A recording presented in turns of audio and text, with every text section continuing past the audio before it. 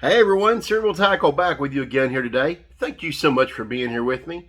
Today I'd like to touch on a topic that Mr. Bryan Brasher wrote an article about for bassmaster.com. He brought to light a bit of an issue, a mistake that pro anglers seem to make a lot more than you and I would think that they do, according to him. Now what is this mistake, you might ask? How about having more than 5 fish in the live well at a time? Yeah, it kind of struck me funny too. I mean, you only have 5 cull rings, right? Don't you kind of know when you're out of them? I mean, even if you can't count to 5. Now, in his article, he details a little incident that occurred with johncrews when the Elite Series stopped off at Lake Seminole back in February of this year. Apparently, Mr. Crews went to throw another fish in a live well and realized he didn't just have 5 or even 6. He had 7 fish in the boat at the same time. Now the good news is johncrews did the right thing. He immediately self-reported, and let me tell you, that wasn't a slap on the wrist. He got a 2-pound penalty, which ended up knocking him out of the Saturday cut and cost him $7,500. Because see, in the Elite Series, the way the rule's written is that if you don't cull that fish and you make that next cast, it's an automatic 2-pound penalty. One too many fish in the boat, that next cast, it cost you.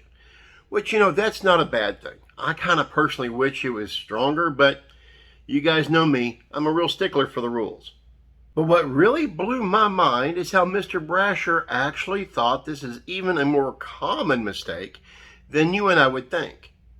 He went on to talk about how leelivesay has done it not once, not twice, but 3 times. The last time being on Okeechobee, the first tournament of this year. Now, when expanding on why he thinks these kind of mistakes happen, Mr. Brasher says he thinks it's part of the heat of competition. Guys, I've been involved in some pretty heated competitions, and I've never, ever, ever had more than my 5 fish in the boat at a time. Okay, so Bass has their 2-pound penalty rule, right? Which that's something. I mean, in most states, though, that's a ticket. You get pulled over and you have more than your limit in the boat at that moment, bam, ticket.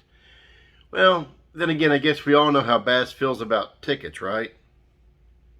2 pounds is big. I mean, what more should we expect out of a world-leading tournament organization like Bass, whose very roots are based in conservation? We all know they care about those 5 fish in live well. I mean, plus a couple extra ones, getting tossed around the water like a juggler's balls going down the lake at 70 miles an hour on a hot summer's day. I mean, come on. 2 pounds sounds about right. Right? See, here's what's crazy. I've seen lesser tournament organizations, not huge national ones, actually take these rules a lot more serious than Bass does. One particular trail I was fishing one time, the tournament director witnessed an angler culling a fish at the ramp after the boat and trailer were already in the parking lot. He saw it, thought it was weird that a guy was releasing a fish right there at the ramp, and said, "What, you don't want to weigh that in?" He's like, "No, it was an extra one. I had 6 in the boat." What? On the spot, the tournament director immediately made the decision to disqualify the man's weight for that day.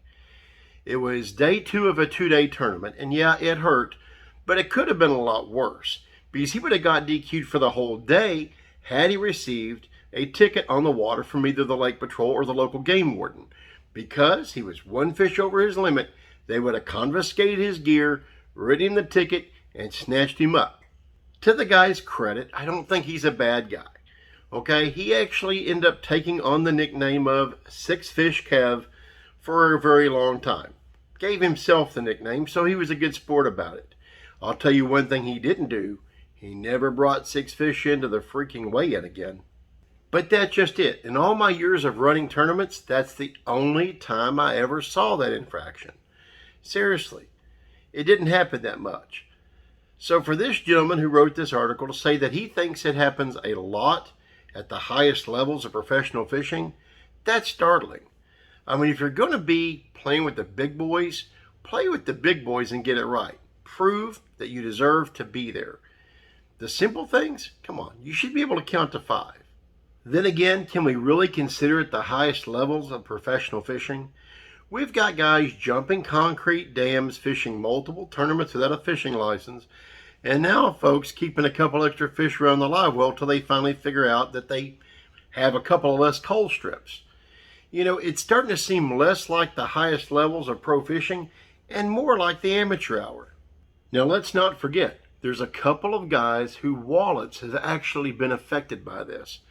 They're a little lighter in the pocketbook due to a certain someone being able to fish without a license when he shouldn't have been in Georgia of this year.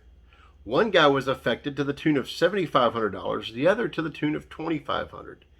You would think this would only go on so long before they start rattling the chains of the powers that be to make some real effective changes when it comes to the rules and their enforcement.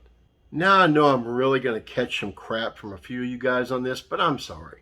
I'm starting to find myself aligned with the likes of sethfeider. Sethfeider has a real hot sports opinion on this.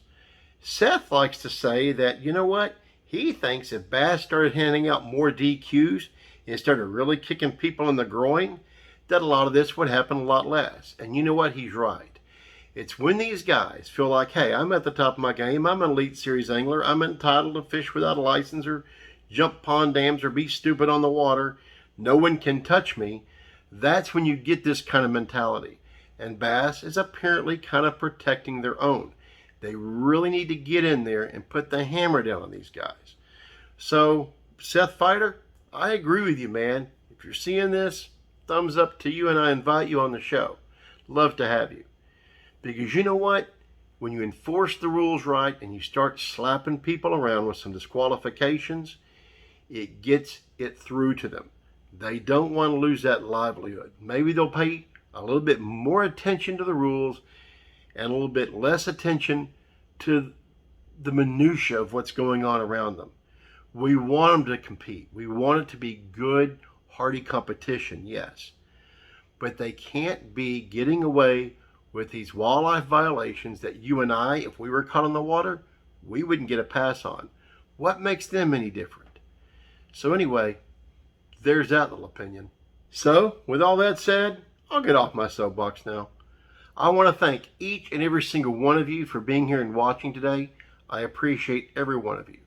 Please leave a comment, like, share, subscribe. And you know what? Until next time, keep it wet.